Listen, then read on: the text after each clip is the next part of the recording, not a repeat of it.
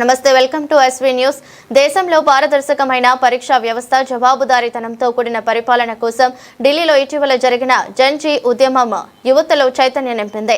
ప్రజాస్వామ్యాన్ని కాపాడేందుకు ఇలాంటి ఉద్యమాలను ముందుకు తీసుకెళ్లాల్సిన అవసరం ఉందని డాక్టర్ కొండా నాగేశ్వరరావు పేర్కొన్నారు. ఈ మేరకు ఓయూ ఆర్ట్స్ కళాశాల వద్ద అఖిలపక్ష విద్యార్థి సంఘాలతో సమావేశం ఏర్పాటు చేశారు. అనంతరం మాట్లాడుతూ డాక్టర్ బిఆర్ అంబేద్కర్ ఆశించిన ప్రజాస్వామ్య ఫలాలు అట్టడుగు వర్గాలకు చేరాలంటే నిజాయితీ, నీతివంతమైన పోరాటాలు అవసరమన్నారు. ఈ నేపథ్యంలో జన్జీ ఉద్యమం ప్రభావం, ప్రస్తుత ప్రజా ఉద్యమాలకు దాని అన్వయం, భవిష్యత్ కార్యాచరణపై చర్చించేందుకు ఉస్మానియా యూనివర్సిటీలో అఖిలపక్ష విద్యార్థి సంఘాల ఆధ్వర్యంలో ఈ నెల 22న ఆర్ట్స్ కాలేజీలోని రూమ్ నంబర్ 57లో మేధోపరమైన చర్చా కార్యక్రమం నిర్వహించనున్నారు. ఈ కార్యక్రమానికి మేధావులు, విద్యార్థులు అధిక సంఖ్యలో పాల్గొనాలని పిలుపునిచ్చారు.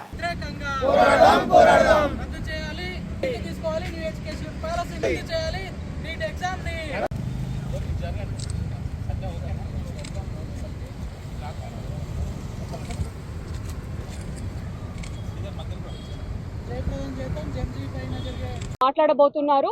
ఇది ఈ రాష్ట్రంలో, ఈ దేశంలో ఉన్నటువంటి విద్యారంగాన్ని, ప్రజాస్వామ్యాన్ని ప్రశ్నించేటటువంటి ఒక సందర్భం. ఈరోజు మనం చూస్తున్నట్లయితే దేశవ్యాప్తంగా జన్జీ పోరాటాలు పీక్ లెవెల్లో సాగుతున్నటువంటి సందర్భం. ఈరోజు ఎగ్జామినేషన్ సిస్టమ్ అంతా కూడా కుప్పగూలిపోతున్నటువంటి ఒక పరిస్థితుల్లో ఎన్టీఏని రద్దు చేయాలని, అట్లానే ఎగ్జామినేషన్ సిస్టమ్ని డీసెంట్రలైజ్ చేయాలని అనేక రోజులుగా ఈ దేశంలో మనం పోరాటాన్ని చూస్తూ ఉన్నాం.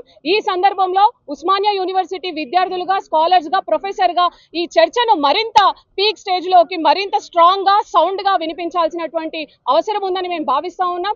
భగత్ సింగ్ చెప్పినట్టు, if the deaf or to hear, the sound has to be very loud అన్నారు. ఈ రోజు కూడా దేశంలో ఉన్నటువంటి కేంద్ర ప్రభుత్వం ఈ వాళ్ళ తప్పిదాలను యాక్సెప్ట్ చేయకుండా దాన్ని మరింతగా ముందుకు తీసుకుపోయేటటువంటి పరిస్థితుల్లో ఈ డిస్కషన్ ని, ఈ టాక్ ని ఏర్పాటు చేయడం జరిగింది. ఈ టాక్ లో ప్రొఫెసర్ యోగేంద్ర యాదవ్, అలానే సుకుమార్ ప్రొఫెసర్ గారు పార్టిసిపేట్ చేసి మాట్లాడుతున్నటువంటి ఈ టాక్ లో ప్రజాస్వామికవాదులు, విద్యార్థులు, అట్లానే ప్రజా సంఘాల నేతలందరినీ కూడా మేము ఆహ్వానిస్తున్నాం. దీంట్లో పార్టిసిపేట్ చేసి సక్సెస్ చేయవలసిందిగా మేము విజ్ఞప్తి చేస్తున్నాం. ఎంట్రన్స్ టెస్ట్ లో జరిగినటువంటి పేపర్ లీకు లేకపోతే అవకతవకలను బాధ్యత వహిస్తూ కేంద్ర విద్యాశాఖ మంత్రి ధర్మేంద్ర ప్రధాన్ రాజీనామా చేయాలనే డిమాండ్ తోటి దేశంలోని జంతర్ మంతర్ దగ్గర ఈ జంజీ యూత్ చేసినటువంటి పోరాటాన్ని, ఈ యొక్క జంజీ యొక్క పోరాటాన్ని విశ్లేషణ చేయాలనే ఉద్దేశంతో, అదేవిధంగా అక్కడ జరిగినటువంటి పరిణామాలని అర్థం చేసుకోవాలనే ఒక ఉద్దేశంతో ఉస్మానియా యూనివర్సిటీ వేదికగా ఆర్ట్స్ కళాశాలలో రూమ్ నెంబర్ 57లో ప్రొఫెసర్ యోగేంద్ర యాదవ్, అదేవిధంగా ప్రొఫెసర్ సుకుమార్ తోటి ఈ యొక్క టాక్ని, అదేవిధంగా ఇంటరాక్షన్ సెషన్ని ఈ ఆగస్టు 22వ తారీఖు రోజు ఏర్పాటు చేస్తూ ఉన్నాం. ముఖ్యంగా దేశంలో బీజేపీ అధికారంలోకి వచ్చినప్పటి నుంచి దేశవ్యాప్తంగా అనేకమైనటువంటి విద్యా వ్యతిరేక విధానాలు తీసుకోవడం జరిగింది. అందులో భాగంగా ఈ యొక్క మొత్తం ఎగ్జామినేషన్ని సెంట్రలైజేషన్ చేస్తూ, అదేవిధంగా మొత్తం ఈ యొక్క ఏదైతే సెంట్రలైజేషన్ చేయడంతో పాటు ఈ యొక్క ఎగ్జామినేషన్ కూడా మొత్తం కోచింగ్ ఇండస్ట్రీ, ఏదైతే కోచింగ్ పెట్టుకున్నటువంటి కోచింగ్ సెంటర్లకు ఉపయోగపడే విధంగా పేపర్లను తయారు చేసి ఆ కోచింగ్ ఇండస్ట్రీని కూడా వాళ్ళే రన్ చేస్తున్నటువంటి పరిస్థితి ఉన్నది. కాబట్టి ఈ యొక్క ఏదైతే అవకతవకలు ఉన్నాయో వాటన్నిటిపైన మనందరం మాట్లాడాల్సినటువంటి అవసరం ఉంది. అదేవిధంగా నీటిని కంప్లీట్గా కూడా రద్దు చేయాలి. ఎందుకంటే దాదాపు 2015 నుంచి కూడా నీటి పైన తమిళనాడు లాంటి రాష్ట్రంలో నీటి బాధితులు చాలామంది ఆత్మహత్య చేసుకొని చనిపోయినటువంటి పరిస్థితి ఉంది.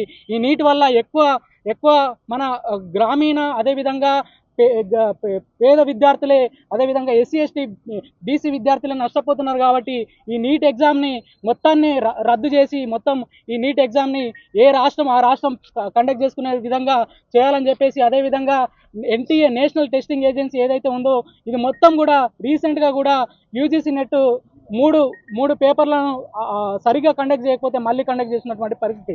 కాబట్టి దానిలో ట్రాన్స్పరెంట్ లేదు. కాబట్టి ఖచ్చితంగా ఈ ఎన్టీఏను అబాలిష్ చేయాలని చెప్పేసి కూడా మేము డిమాండ్ చేస్తూ ఉన్నాం. అదేవిధంగా న్యూ ఎడ్యుకేషన్ పాలసీని కూడా వెనక్కి తీసుకోవాలని డిమాండ్ చేస్తూ ఉన్నాం.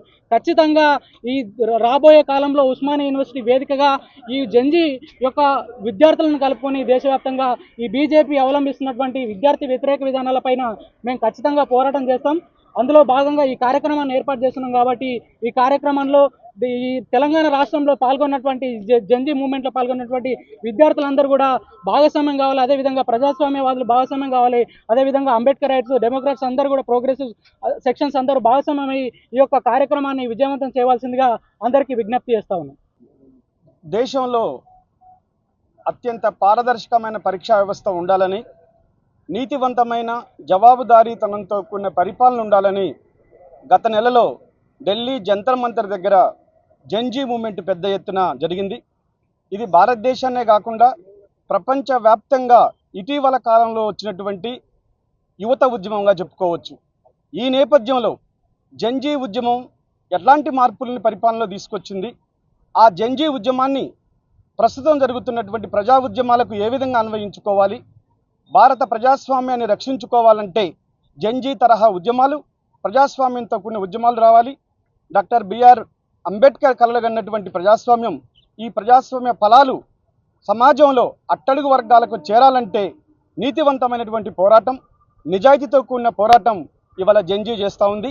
ఈ పోరాటాన్ని ముందుకు తీసుకుపోవడం కోసం, కార్యాచరణ రూపొందించడం కోసం ఉస్మానియా యూనివర్సిటీలో అఖిలపక్ష విద్యార్థి సంఘాలు ఈ నెల 22వ తారీఖున రూమ్ నెంబర్ 57 ఆర్ట్స్ కాలేజీలో ఒక మేధోపరమైన ఇంటలెక్చువల్ టాక్ నిర్వహించబోతా ఉన్నాయి.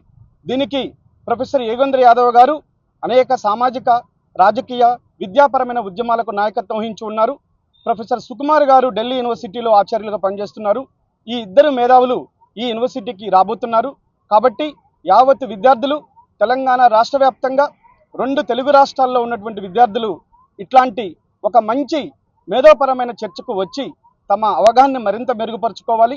ఆనాడు క్లియర్గా చాలా స్పష్టంగా జస్టిస్ చంద్రచూడ్ ఒక మాట చెప్పారు. డిసెంట్ అనేది, అసంతృప్తి అనేది, నిరసన అనేది ప్రజాస్వామ్యంలో సహజమైనది. అది ప్రెజర్ కుక్కర్కున్న సేఫ్టీ వాల్ లాంటిది. ప్రజాస్వామ్యం నిరసనని సహించినట్లయితే ప్రెజర్ కుక్కర్ ఎలా పేలిపోతుందో ప్రజాస్వామ్యం కూడా విచ్ఛిన్నానికి గురవుతుంది. దురదృష్టవశాత్తు ఇవాళ భారతదేశంలో ప్రభుత్వాలు ప్రజల యొక్క నిరసనను వినదలుచుకోలేదు. నిరసన చేసిన వాళ్ళని యాంటీ నేషనల్గా లేదా ఏదో ఒక దేశం యొక్క ఏజెంట్లుగా, మొన్న అర్బన్ నక్సలైట్గా, ఇవాళ దిమాగీ నక్సలైట్గా వర్ణిస్తూ ఉన్నారు. మరి గౌరవ ప్రధానమంత్రి గారు చెప్పాలి, భారతదేశంలో ఉన్న 140 కోట్ల ప్రజానీకంలో ఎంతమంది దిమాగీ నక్సల్స్ ఉన్నారో నరేంద్ర మోదీ గారు, వారి ప్రభుత్వం చెప్తే కూడా బాగుంటుంది. ప్రశ్నించినటువంటి విద్యార్థులను, యువకులను, మేధావులను దిమాగీ నక్సల్స్ పేరుతో బెదిరించేటువంటి ప్రక్రియ ఇది ఏమాత్రం ప్రజాస్వామ్యానికి మంచిది కాదు. ప్రజాస్వామ్యంలో అసమ్మతిని, నిరసనను, ప్రజాస్వామికమైనటువంటి నిరసన తెలియజేసే హక్కు ఉన్నది. కాబట్టి జంజీ పోరాటం స్ఫూర్తివంతమైన పోరాటం. ఇవాళ ఉస్మానియా యూనివర్సిటీ విద్యార్థి సంఘాలు నిర్వహిస్తున్న ఈ చర్చకు ప్రతి ఒక్కరూ హాజరై తమ కార్యాచరణను, తమ అవగాహనను పెంచుకోవాలని విజ్ఞప్తి చేస్తూ ఉన్నాం.